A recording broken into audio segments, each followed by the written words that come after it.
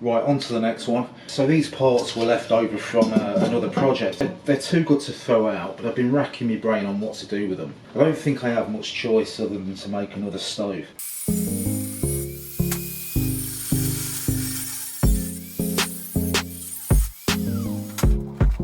Right, so I've cleaned that up a bit. I've also took a few of these down, so they're all different heights for a reason. Lobbed a section out there. Then I've pre-assembled this ash box. This is made out of 100 by 100mm box section, and that's going to go somewhere about there.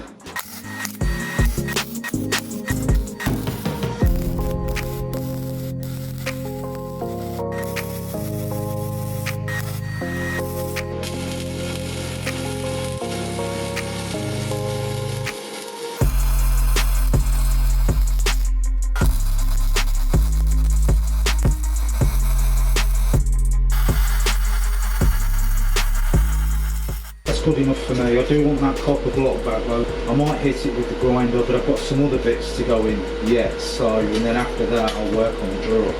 Right, so ash box is in. We've got some decent penetration in places. Wasn't much of a gap this side, so I might run a little bead going from there to say the end of that pen there. Otherwise happy with that. Good 10 minutes trying to retrieve this copper block. What I should have done is give it a bit of a rub down with tip dip before using. It's good to have a selection of these that acts as a backing if you've got big gaps in places.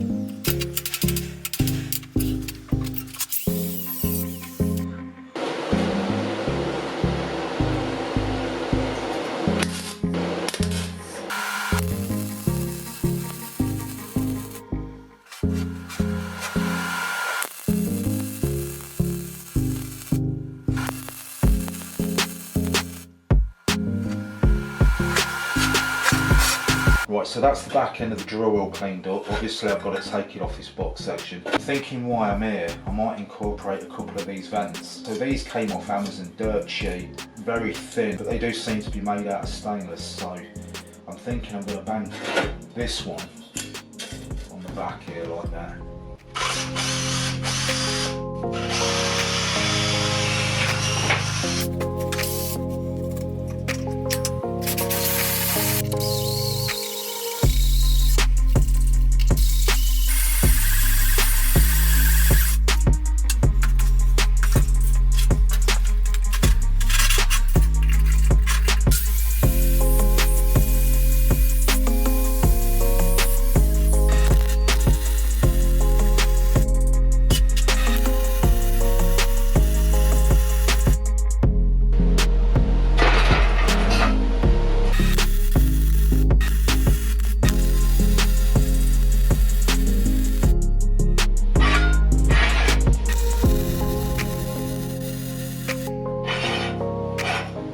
So I've had a bit of a clean up inside here, bit of a plate there. I'm going to leave the welds on. Got the drawer finished, and I've also trimmed one of these down. It's from an old barbecue, it's stainless. I've put a couple of extra bars on it, but that's going to be more than strong enough for me, so that'll go in there. So I think what I'm going to do, I'm going to weld this grill in place after I've finished off the drawer.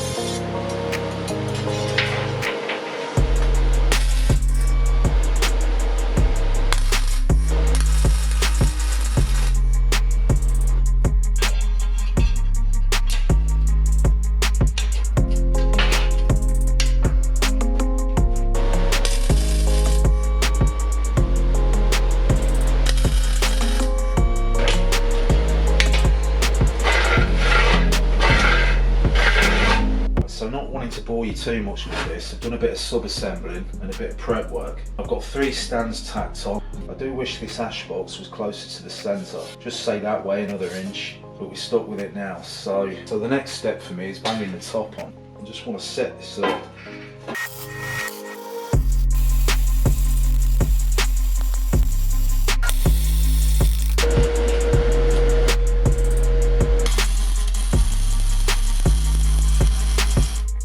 Right, so before we tack this up, I just want to run you through what I'm going to do here. Right, so a few weeks back I bought that off Amazon for about 15 quid, and my missus was absolutely shocked. I had to fix the weight distribution because it wouldn't stand up on its own unless you put something in there. And because all they had in terms of round tube, which is this was the only 12 centimetre lid I could find. There's a bit of slop in there, and then with the old ring roller, this 3mm by 16 give me the perfect shim for this lid. So that's give that a nice fit. Now this slot, originally I was going to put an hinge there. It's no longer needed because I've come up with a slightly better idea, and I've knocked up this leaf spring type door. So its only point of contact is going to be there, and as this opens, obviously the glass stays put in this grill. So it's a bit arty-farty, but right, so that's the door. We'll get this tacked on and crack on. Right, so we're all tacked up there, so some are probably wondering, well, what's that about? So off camera, I've knocked this up. Now I'm no pro when it comes to stokes, but I just thought too many airflow options can't hurt. So, and with another one of those cheap vents. But I'm now wondering whether to, in keeping with its weird look, put this on at an angle. So I'll tack it on and we'll see what it looks like.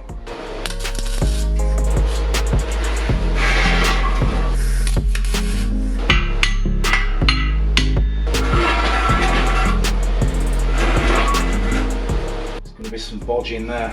Right, I think we're going to have that there. We've got some crazy gaps though I've got to fill in. That's my bad fit up, and I really can't be asked to take it off.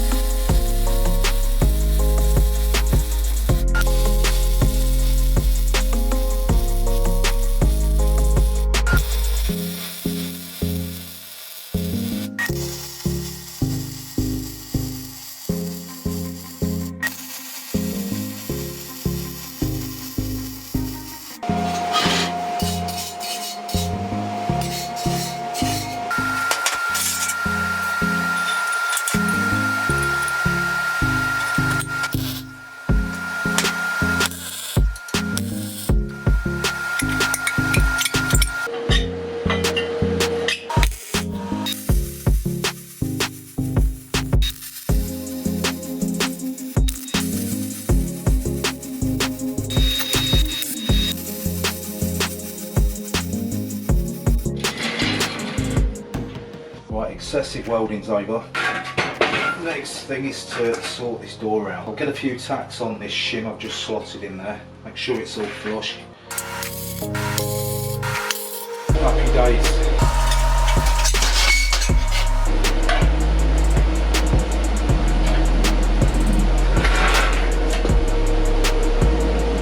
Right, unfortunately I didn't hit record, so that's all you're getting on that.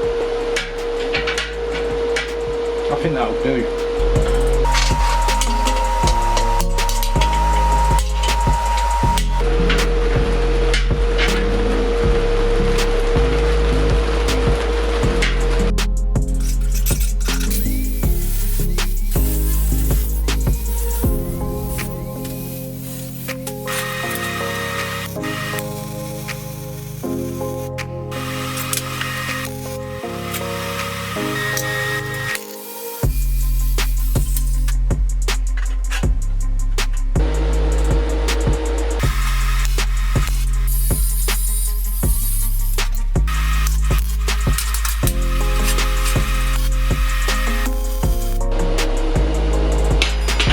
So we've got those out of the way. Now it's not going to be fully welded because it's not a keeper. I just fancy doing a bit of a cook off in the yard when it's finished. So coming up with a mechanism to close this is what I've come up with. So bit of a leaf spring deal again, like that side. This scrap box section welded to that. And then what I've come up with is a magnet, and I'm hoping it don't prove to be a bad idea, but it works fine, as you can see. So we'll see how that goes long term.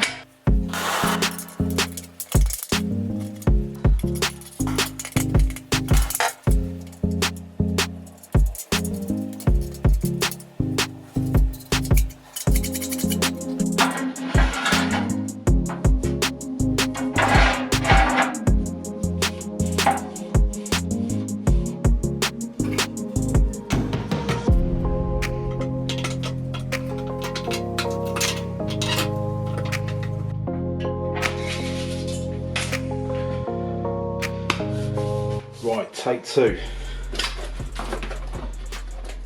So my missus had a pop at me earlier this morning when this arrived, because apparently you can actually buy these lids on their own, and I had no clue. So another 12cm lid, although it is a different brand and it looks totally different, so I'm hoping this will do. This actually might be better. Right, so for me that's finished, and I'm absolutely sick of the size of it. Off camera I did make a little log box, coal bucket, whatever you want to call it. And now I do wish I'd have made a couple more of those and put one on either side as handles, so I might do that. Like I said earlier on in the video as well, this top bit here is not a keeper. This is going to come back in the shed, and I'm going to run some tube coming from that.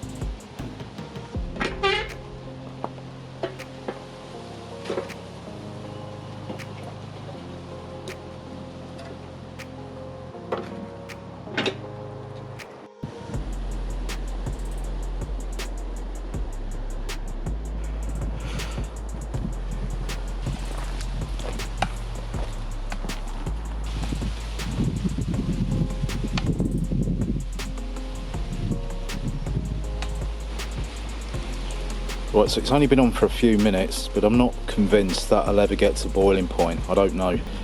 It looks hot enough for a cup of tea. I think if I could find a flat enough flange in a lid, I'd take this top bit off, fit a flange, and then have a lid that I could just lift on and off, and that'd solve that.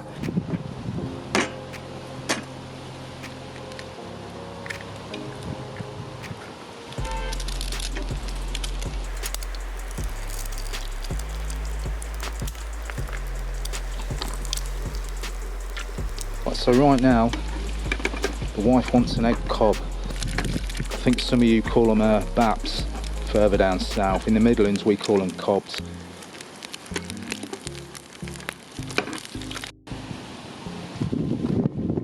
So I've just gone in to grab a cup for my tea, and I've come out and it's hit boiling, which I'm impressed with, because I really had me doubts that it was ever going to get hot enough to boil, but happy days. Got me 2 sugars in my milk.